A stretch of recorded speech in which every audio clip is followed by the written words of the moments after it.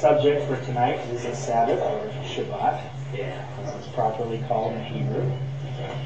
And just a little disclaimer, I guess, to start with, that this can be a pretty touchy subject for some people. Some people, as I've discussed this with them, they seem to get a little irritable.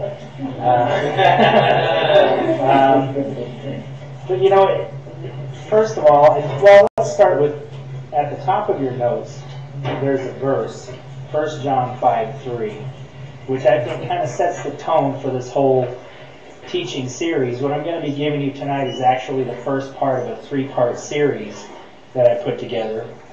And 1 John 5:3 says, "For this is the love of God, that we keep His commandments, and His commandments are not burdensome." It's a good verse to commit to memory, because it's really kind of should be our motto of life. You know, as we go through our life, we should keep in mind that if we truly love God, we're going to keep His commandments. I mean, Yeshua said, "If you love me, keep my commandments." And His commandments are not burdensome. As we study them, we find that it's not a burden. In fact, it's a delight to keep His commandments. And you know, what amazes me is it's ironic that people who believe in God, are members of the church, and profess to be followers of the Messiah, when you tell them that you're going to start keeping the Sabbath, they will actually try to talk you out of keeping one of God's commandments, which just amazes me. If you come to the average church believer and pick any one of the other 9 commandments, and let's say I came to the average church person and I said, you know, I've done the math and I've decided that I could provide better for my family if I steal things. So I've set aside one day a week to go out and steal things. They would be horrified. And they would do everything within their power to talk me out of that. But yet, when I come and I say, I've decided to keep the Sabbath. I've decided to be obedient to the 4th commandment. I get things like, I don't know if that's such a good idea, you know. Maybe you should pray about it. And, you know, maybe you should talk to a pastor about this. I mean, think of how ridiculous that is. You know, apply that to any one of the other 9 commandments. If I came to a church person and said, you know, I purposed in my heart that I'm never again going to take the Lord's name in vain. How ridiculous would it be if they said, I don't know about that. You know, maybe you should pray about that. You know, maybe you should talk to a pastor about that. I mean, it's absurd. But yet the 4th commandment, for some reason, just really rubs people the wrong way. And I think it's really because the church has a real misunderstanding and some myths have crept into the church surrounding the 4th commandment, which is the commandment to keep the Sabbath. I've asked a few believers to tell me when they thought the Sabbath was instituted. And I got some interesting answers. One person said they thought the Sabbath was instituted after the flood, when Noah built an altar and started to make sacrifices. And another person gave me what's usually the standard answer, that Sabbath was instituted on Mount Sinai with the giving of the 10 Commandments. Neither one of those is correct. Okay? So hopefully tonight, as we go through this study, we can dispose of some of the myths and give a good understanding of when the Sabbath was instituted, what it means, why we should observe the Sabbath. So, in your notes, you can see I've left you hopefully plenty of room to jot down notes. I've just put the verses that we're going to be going through in the order that we're going to be going through them.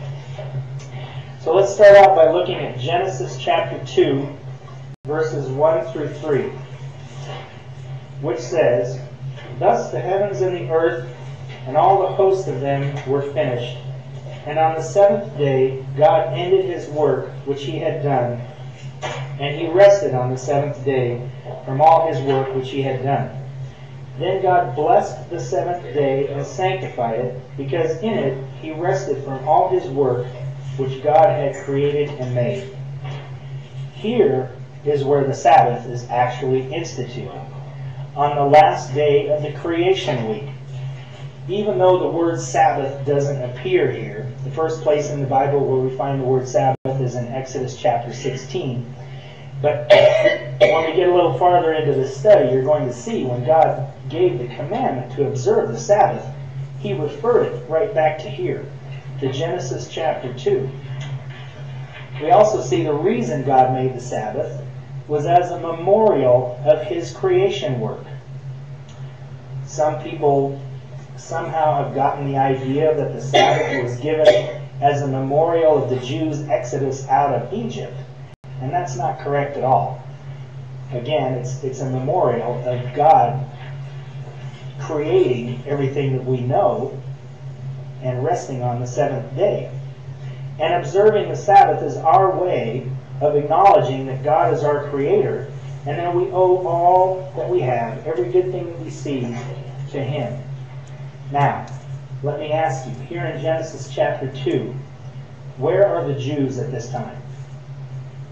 That's right. They're not even in existence yet. That's right. Okay? There aren't any.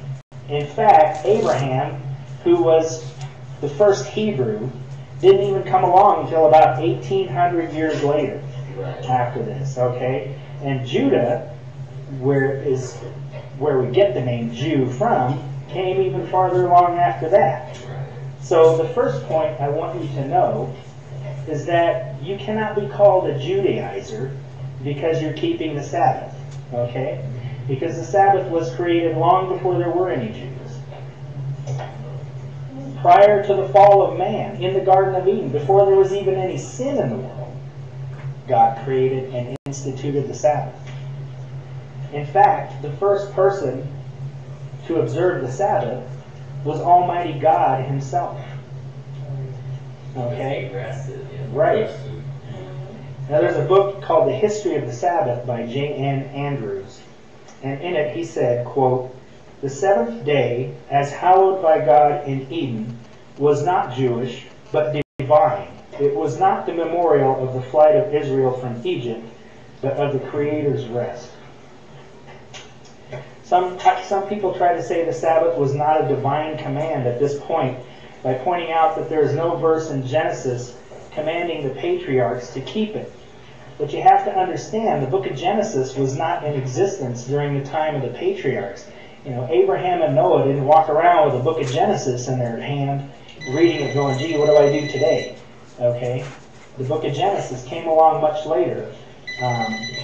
But the book of Genesis does contain evidence that there was a law in existence during the time of the patriarchs, and instructions regarding modes of worship had been given long before the Ten Commandments. Okay?